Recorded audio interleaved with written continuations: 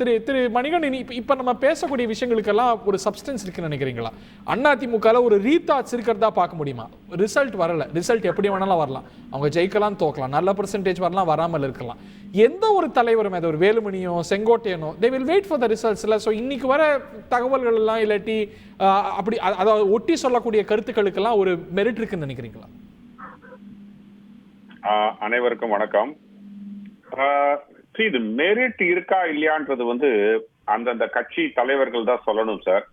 ஏன்னா நான் பல விவாதங்கள்ல சொல்றது உண்டு. உங்களை போற பத்திரிகையாளர்களோ என்னை போற அனலிஸ்டுகளோ தாண்டி ஒரு அரசியல்வாதிக்கு அந்த கிரவுண்ட் ரியாலிட்டி ரொம்பவே நல்லா தெரியும். ஒரு எலெக்ஷனுக்கு போறதுக்கு முன்னாடியே கூட எப்படி வெற்றி பெற முடியுமா முடியாதா சாதக பாதகங்கள் தெரிந்தவர்கள் ஒரு சிறந்த அரசியல்வாதிக்கு, கை தேர்ந்த அரசியல்வாதிக்கு கண்டிப்பாக அது தெரியும். அப்படி இருக்கும் பொழுது அதிமுகவில் இருப்பவர்கள் அந்த ராக்கிங் த போட் செய்வார்களா என்பது தெரியாது. அவர்களுக்குள்ள எந்த விதமான ஒரு ஈக்குவேஷன் உருவாகும் தெரியாது. ஆனா ஒரு அறிகுறி வெளியில படுதுன்னு ஒரு ஹைபோதெட்டிக்கல் சிச்சுவேஷன் சொல்றேன் ஹரி. எனக்கு தெரிந்து நான் உடனே வந்து திடீர்னு ரகுபதி வந்து இந்த சீவல்புரி சிங்காரம்ன்றத வந்து அடுத்த முறை வரும்போது நம்ம என்னுடைய நீண்ட கால நண்பர், எப்போதும் நண்பராக இருக்கக்கூடிய சேலம் மணிகண்டன் எனக்கு அதே பட்டத்தை கொடுப்பாரு. இருந்தாலும் பரவாயில்ல, அதே பட்டமே கொடுத்தாலும் பரவாயில்ல, பல இதுல சொல்லி இருக்காருங்க, அவர் கொடுப்பாரு. இருந்தாலும் சொல்றேன், எனக்கு தெரிந்த கணக்குப்படி, நான் எனக்கு தெரிஞ்ச கொஞ்சம் நெஞ்ச செஃபாலஜி படியோ இல்ல ஒரு அரசியல் ஞானத்தைப்படி அதிமுகவுக்கு ஒரு 2 சீட்டுகளுக்கு மேல என் கண்ணில் தெரியல. மேபி மிஞ்சி போச்சுன்னா தென் சென்னை கொஞ்சம் அவருக்கு சாதகமா மாறிதுன்னா 3வது சீட்டு, அப்படி இல்லைன்னா 2 சீட்டுகளுக்கு மேல தெரியல. அப்போ எதுங்க என்னெல்லாம் சீட்டு கணிக்கிறீங்க நீங்க? நான் கணிக்கிறது சேலமும் திருச்சியும் அவர்களுக்கு. 3வதாக பாசிபிலிட்டி எக்ஸிஸ்ட் இன் தென் சென்னை. இதை தவிர இது 3மே கூட நான் not saying that declaring or exit poll சொல்லுதுன்னு சொல்ல, ஒரு ப்ராபபிலிட்டி இருக்கக்கூடிய ஒரு இடமாக பார்க்கிறேன். இல்ல ஒரு ப்ராபபிலிட்டி வச்சுப்போமே, இப்போ அதிமுக சீட் வாங்குது, பிஜேபி சீட் வாங்கல அப்படின்னா the status quo remains. ஏடிஎம்கேல யாருக்கு என்ன சொல்லணும் வர முடியும்? இல்ல அதான் அங்கதான் வரேன். ஆனா நிச்சயமாக தேனியிலும் ராமநாதபுரத்திலையும் டிடிவி தினகரனோ இல்ல இங்க ராமநாதபுரத்துல ஓபிஎஸ்ஓ வெற்றி பெறும் பட்சத்தில் அதிமுகவுக்கு மிகப்பெரிய அளவுல ஒரு வெற்றி இல்லாமலோ இல்ல 20% கீழே வாக்கு, எனக்கு தெரிஞ்சு கிட்டத்தட்ட 20% கீழே தான் வாக்கு போறது. பேன் தமிழ்நாடு ஓவரால் 20% வாக்கு வங்கி அதுக்கு மேல இருக்கு சார். நான் சொல்றேங்க, நான் என்னுடைய அனாலிசிஸ் சொல்றேங்க, அது சொல்றதுக்கு உரிமை இல்லையா? 20% கீழே தான் அதிமுகவுடைய வாக்கு சதவீதம் அதிமுகவுடைய வாக்கு இந்த முறை குறையும். பிஜேபி கிட்டத்தட்ட 20 தாண்டும். பிஜேபி தாண்டுங்கிறீங்க. ஏடிஎம்கேவோட ஆல்மோஸ்ட் நியர் டு ஏடிஎம்கே தான் அதுவும் இருக்கும். இரண்டும் சரிசமமாக இருக்கும் என்பது என்னுடைய கணிப்பு. தனிப்பட்ட முறையில் பிஜேபியும் தனிப்பட்ட முறையில் அதிமுகவும். ஓகே, அவர்கள் கூட்டணியை பத்தி பேசல. தனிப்பட்ட முறையில் பிஜேபியும் தனிப்பட்ட முறையில் அதிமுகவும். அப்படி வரும்போது உங்களுக்கு டிடிவி தினகரனும் ஓபிஎஸும் வெற்றி பெற்று இவர்களுடைய வாக்கு வங்கி ஒரு 20% கிட்ட சரியும் பொழுது அந்த நான் சொன்ன 2 சீட்டு வெற்றி பெறும் என்று உத்தரவாதம் கிடையாது. வெற்றி பெறாத பட்சத்தில் கட்சிக்குள் ஒரு பெரிய சலசலப்பு ஏற்படும். இதுதான் வந்து ஒரு அரசியல் ஆய்வாளனாக நான் சொல்லக்கூடியது. இந்த வரக்கூடிய இந்த சமிக்கைகள்லாம் பாத்தீங்கன்னா உங்களுக்கு தோராயமா பார்க்கும்போது எங்கேயோ அந்த மாதிரி ஒரு ட்ரெண்டிங் வந்துட்டு இருக்கோம். ஏன்னா நான் சமிக்கையை எடுக்க முடியும்னு நினைக்கிறீங்களா? இப்போ ஒரு செங்கோட்டையன் பத்தி வர செய்தியோ வேலுமணி வர செய்தியோ வந்து should we take it with a pinch of salt as we always done? இல்ல இந்த முறை இதுல வந்து ஒரு சமிக்கையை தெரியுதா? You have seen politics for several decades and வெளியில இருந்து பார்த்திருக்கீங்க, உள்ள இருந்து இல்ல, வெளியில இருந்து பார்த்திருக்கீங்க.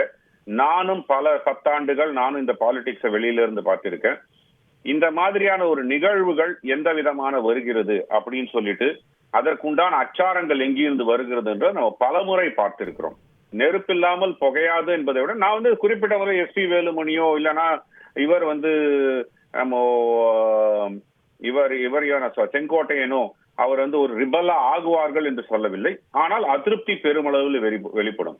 சிவி சண்முகம் எலெக்ஷனுக்கு முன்னாடியே வந்து ஒரு பப்ளிக்கா ஒரு மெசேஜ் அனுப்பிச்சார் எடப்பாடிக்கு, நீங்க வந்து தேர்வு செய்த வேட்பாளர் எனக்கு உகந்ததாக இல்லை அப்படின்னு சொல்லிட்டு. அதே மாதிரி மற்றவர்களும் இத மாதிரி நீங்க வேட்பாளர் தேர்விலிருந்து ஆரம்பிச்சு இந்த எலெக்ஷன் கண்டக்ட் பண்ண விதத்துல எடப்பாடி அவர்களுடைய செயல்பாடு தங்களுக்கு ஏற்புடையதாக இல்லை என்று ஒரு சலசலப்பு வெளிப்படுதுன்னு நீங்க பாக்குறீங்க. நான் 200% பாசிபிலிட்டி. Hold your thoughts. உங்க நண்பரா விரோதியா என்னோ இருக்கட்டும், திரு மணிகண்டன் பதில் சொல்லுங்க. ஒரே ஒரு பழமொழி சொல்லிடுறேன் என்னுடைய விரோதிக்கு. கண் இல்லாதவன் வழிகாட்ட, கை இல்லாதவன் வண்டி ஓட்ட, தலை இல்லாதவன் தேரில் ஏறி புறப்பட்டானாம் கோட்டைக்கு அப்படின்னு தமிழ்ல ஒரு பழமொழி சொல்லுவாங்க. என்னங்க ஒரு காமெடியா இருக்குது. எங்க யானை படுத்தாலும் குதிரை மட்டன்னு சொல்லி ஈரோட்ல அடித்த பண சுனாமிக்கு எதிராக 28% அன்னைக்கே வாங்கின அதிமுகவை பார்த்து இவரு இப்ப சிவல்புரி சிங்காரத்தோட சிஷியரா மாறி போய் இவர் வந்து என்னன்னா ஜேவிசி ஸ்ரீராம் வந்திருக்கிறாரா இல்ல அரசியல் விமர்சகர் என்னோட எதிரி ஸ்ரீராம் சேஷாத்திரியான்னு தெரியல. என்னங்க இவர் பாட்டுக்கு அடிச்சு விடுறாரு. நான் ஒண்ணு கேள்விப்பட்டேங்க, கமலாலயத்துல வந்து நல்லா வெடிச்சிட்டு இருக்குதான் இன்னர் கரண்ட். ஏன்னா அவர் பாட்டுக்கு அண்ணா 40 இடத்துல ஜெயிப்போம்னா 25% வாங்கணும்னு அள்ளி விட்டாரு இல்லைங்களா.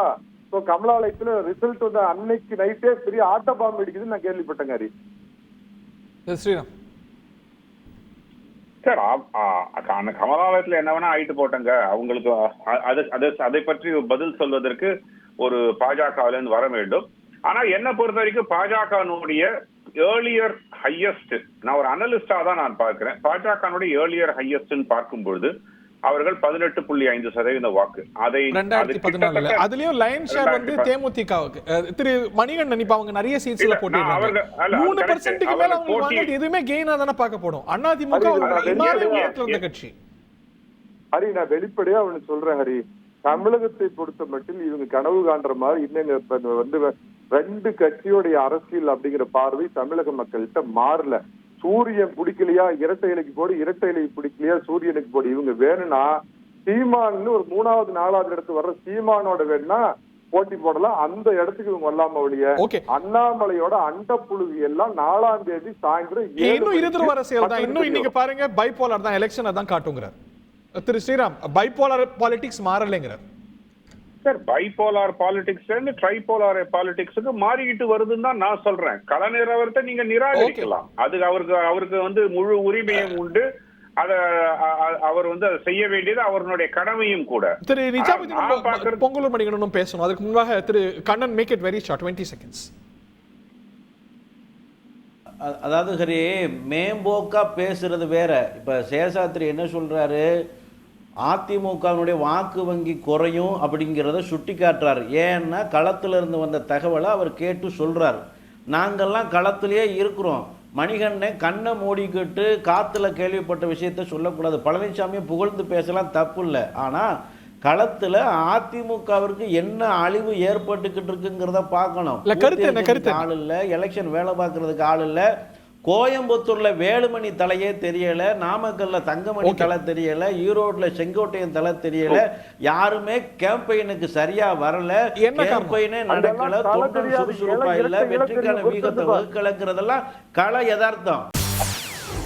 செய்திகளை உடனுக்குடன் தெரிந்து கொள்ள உடனே சப்ஸ்கிரைப் பண்ணுங்க.